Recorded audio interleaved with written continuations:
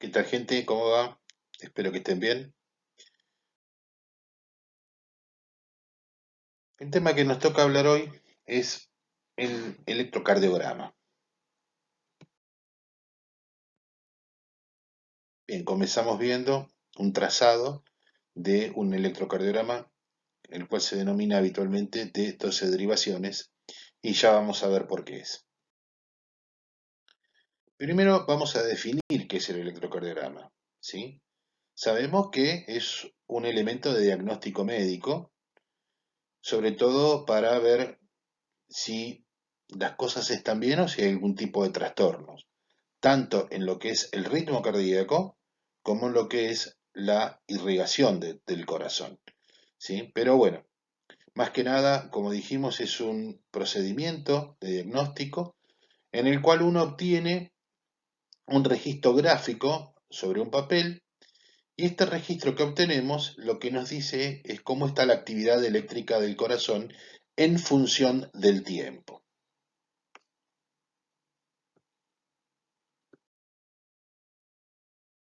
El corazón tiene una actividad eléctrica que obviamente es producida en forma automática por las variaciones de potencial, ¿eh? Del potencial eléctrico que generan las células cardíacas, esos miocitos, esas células cardíacas modificadas, que tienen un automatismo propio, es decir, que generan continuamente un potencial de acción, ¿sí? Que es la que a su vez genera la actividad eléctrica que se conduce por el sistema de conducción cardíaco. Como dijimos, ¿sí? La formación del impulso, esos potenciales de acciones que se autogeneran, es decir, que son automáticos, y la conducción de esos impulsos, generan corriente. Esta corriente se diseminan por todo el organismo, pero son impulsos débiles, son impulsos eléctricos débiles, que obviamente uno para poder detectarlos, tiene que colocar electrodos en diversas partes del cuerpo y luego amplificarlos para poder tener un registro. Ese registro sobre papel es el electrocardiograma y lo que registra son determinadas ondas que indican la actividad eléctrica del corazón.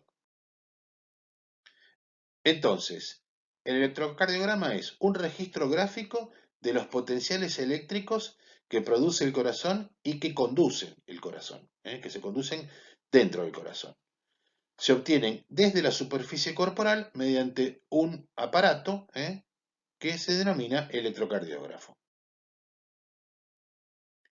El electrocardiógrafo entonces tiene un amplificador de esa señal que va a recibir. Como dijimos, recuerden que lo que se obtiene en la superficie corporal son registros de muy baja amplitud. Son recogidos por los cables de conexión desde el aparato al paciente, que se denomina habitualmente cable paciente, y tiene un inscriptor en el papel que es el que va a nosotros, el que vamos a poder ver graficadas las ondas eléctricas del corazón en ese papel. ¿Sí? Como dijimos antes, un aparato que tiene un amplificador y un registro, los cables que conectan al paciente con el aparato, cable paciente, 4 para los miembros, 6 para las derivaciones precordiales. Ya vamos a ver, estas derivaciones precordiales habitualmente van con estos chupetitos colocados en diversos lugares y las de los miembros con estas abrazaderas o electrodos. Y vamos a hablar un poquito entonces de lo que son las derivaciones del electrocardiograma, ¿sí? ¿Qué son? Son los puntos de contacto entre la superficie del paciente y el electrocardiógrafo. Allí se captan los potenciales eléctricos generados por el corazón, es decir, el impulso y la conducción de ese potencial eléctrico, ¿sí? Hasta que llegan a través de estos puntos de contacto por los cables al electrocardiógrafo, al aparato, este los amplifica y los inscribe en un papel. Hay dos tipos, ¿sí?, de derivaciones electrocardiográficas, de las extremidades y las precordiales.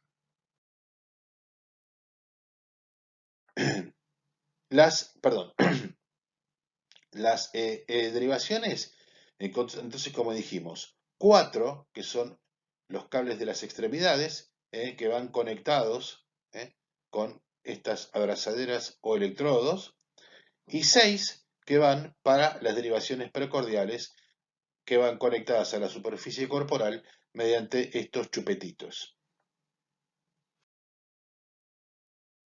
¿Cómo se deben colocar las derivaciones de los miembros? ¿Sí?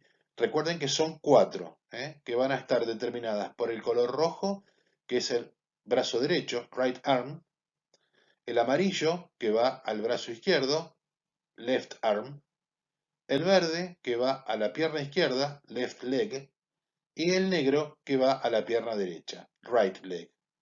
¿Sí? Este es el sentido, entonces, rojo, amarillo, verde y negro, ¿sí? Que si quieren saber dónde van colocados cada uno de los electrodos, si uno empieza siempre por el brazo derecho, la regla mnemotécnica es Ravana, ¿sí?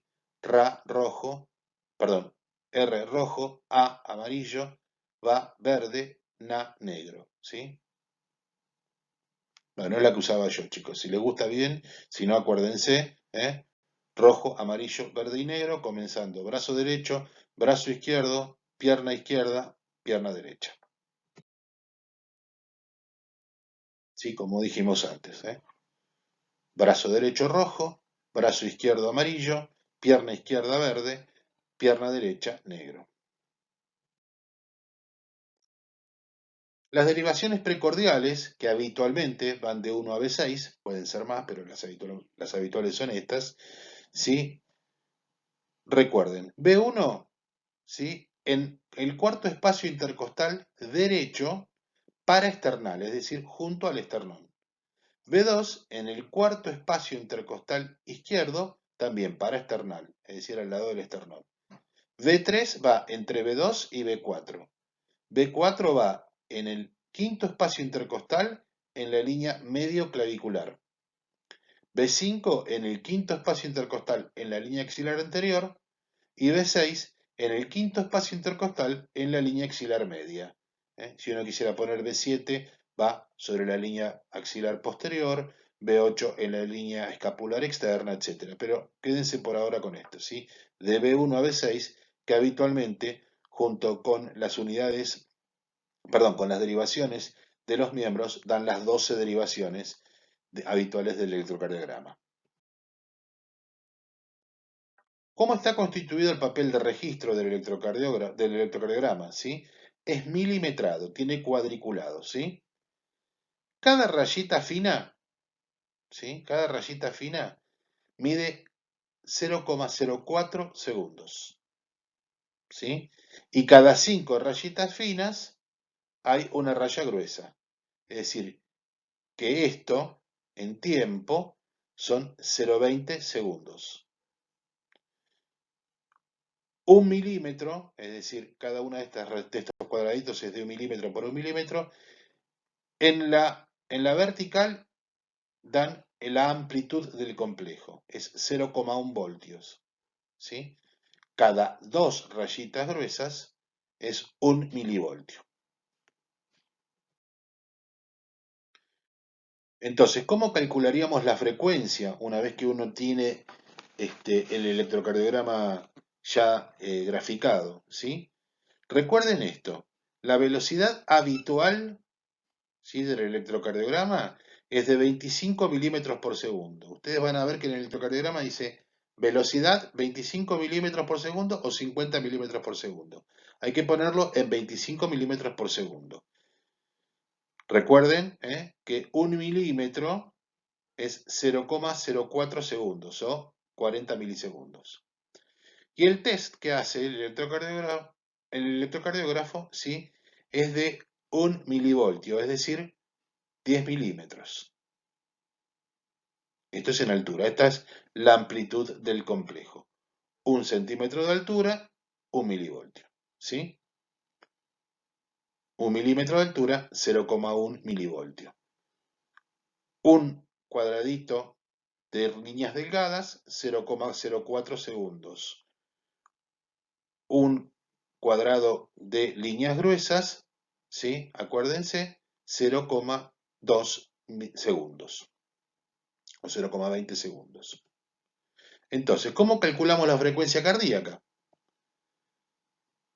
Primero tenemos que localizar un QRS, que es el complejo, ya lo vamos a ver, de despolarización ventricular, que se encuentre sobre una de las líneas gruesas de la división del papel. Y después vamos a ver dónde está el siguiente QRS, es decir, el segundo complejo de despolarización ventricular. Vamos a contar entonces cuántos cuadros gruesos, es decir, de 200 milisegundos o 0,2 o 0,20 segundos, separan a esos complejos entre sí. Después entonces vamos a dividir 300 por el número de cuadros, de esos cuadros gruesos que dividen ambos complejos.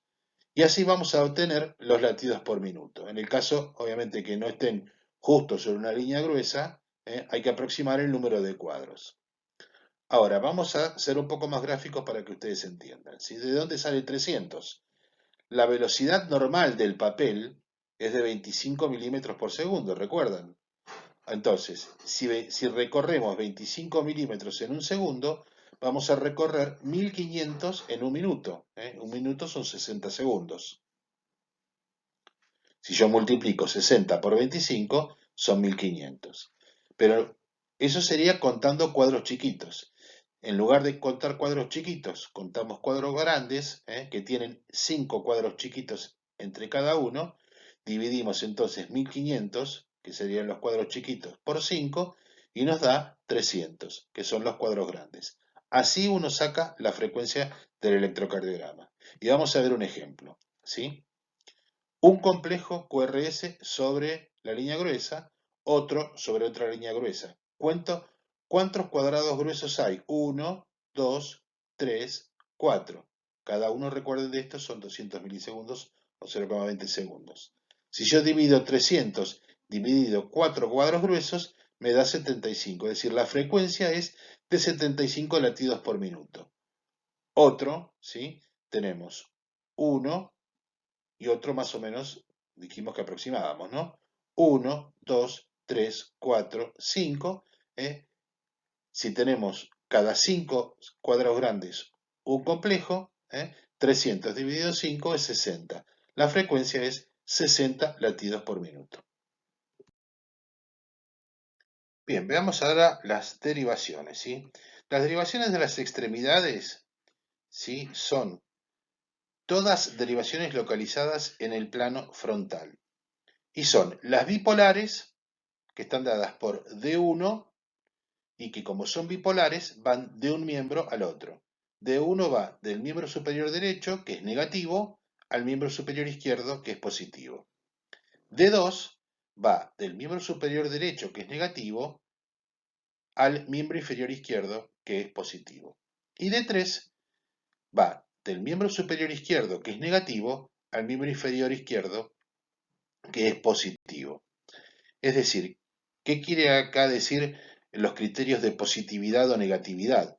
¿Sí? La positividad está dada o negatividad está dada por la dirección del vector de despolarización, particularmente de los ventrículos del corazón, ¿sí? Es decir, ¿en qué sentido va el impulso eléctrico? La cabeza o la punta del vector quiere decir que se aproxima a nosotros y siempre es positivo. La cola o parte posterior del vector quiere decir que se aleja de nosotros y eso es negativo. Es decir, que un vector será en D1 negativo, es decir, vemos la cola del vector en el miembro superior derecho y la punta en el miembro superior izquierdo. ¿Se entiende? Recordemos entonces D1 desde el miembro superior derecho negativo al miembro superior izquierdo positivo, D2 desde el miembro superior derecho negativo al miembro inferior izquierdo positivo, D3 desde el miembro superior izquierdo negativo al miembro inferior derecho, perdón, al miembro inferior izquierdo positivo. Las otras derivaciones de las extremidades son las monopolares, es decir, no van de un miembro al otro, sino que están dictaminadas en un solo miembro, ¿sí? Que son ABR en el miembro superior derecho, derecho R, right, ABL, miembro superior izquierdo, L, left, izquierdo, y ABF, foot, pie, ¿sí? Que es en el miembro inferior izquierdo. Estas 6 derivaciones, de 1, de 2, de 3, ABR, ABL y ABF, se suman a las otras 6 precordiales, que, como dijimos, también están situadas en el plano horizontal, son monopolares, es decir, un solo punto de contacto. B1 en el cuarto espacio intercostal derecho paraesternal, es decir, junto al esternón. B2 en el cuarto espacio intercostal izquierdo, también paraesternal, junto al esternón. B3 va entre B2 y B4. B4 es en el quinto espacio intercostal izquierdo, línea medioclavicular.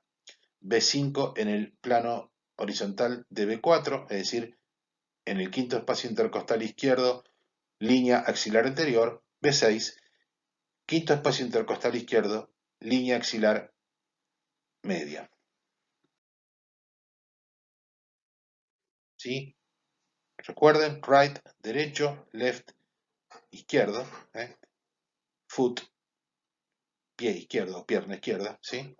Y B1, B2, B3, B4, B5 y B6, ¿sí? En el plano horizontal, las precordiales.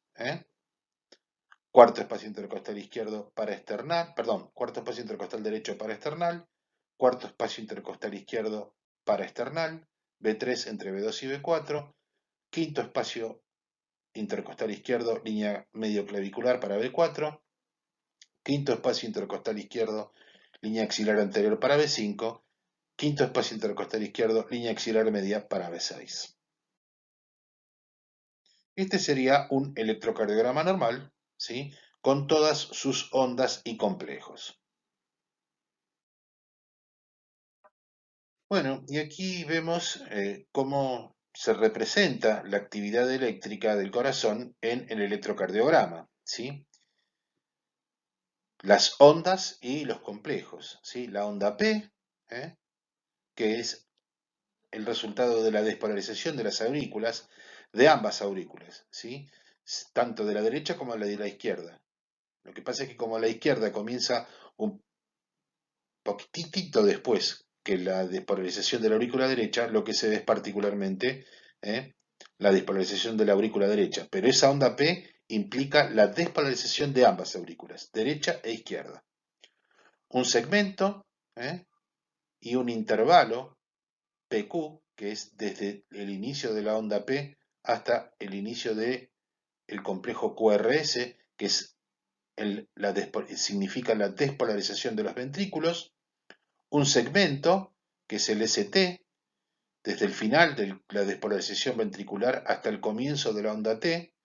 La onda T, que es la representación de la repolarización de los ventrículos, es decir, cuando los ventrículos vuelven a su electroneutralidad. Y la onda U, que todavía no está demasiado bien claro su significado, pero que dicen muchos que es el resultado de la repolarización del sistema de Purkinje, es decir, de la última división del sistema de conducción eléctrico. Y aquí vemos ¿sí? Una representación en el tiempo, parte del nódulo sinusal, el estímulo, se despolarizan las aurículas, onda P. Mientras se van relajando las aurículas, que no se ve la repolarización ventricular porque queda oculta por el comienzo de la despolarización de los ventrículos, que comienza por el tabique o septum y que luego se propaga al resto de las paredes libres del corazón, que es el complejo QRS. Cuando estos se vuelven a relajar, cuando los ventrículos se relajan, da lugar a la onda T. Y así el electrocardiograma normal es el denominado en ritmo sinusal, es decir, que el ritmo del corazón está originado por el automatismo de las células que están presentes en el nódulo sinusal, ¿sí? Por lo tanto, todo electrocardiograma que tenga una onda P y que sea seguida esa onda P por un complejo QRS se denomina que es un ritmo sinusal. La frecuencia normal se encuentra aproximadamente entre 60 a 100 latidos por minuto, ¿sí? Y debe ser regular, es decir, cada QRS tiene que ser, ¿sí?, precedido por otro o antecedido por otro a igual distancia. Eso quiere decir que es regular. Bueno, basta por acá, basta por hoy. Espero que lo hayan entendido. Cualquier cosa, si no, nos vemos en el foro.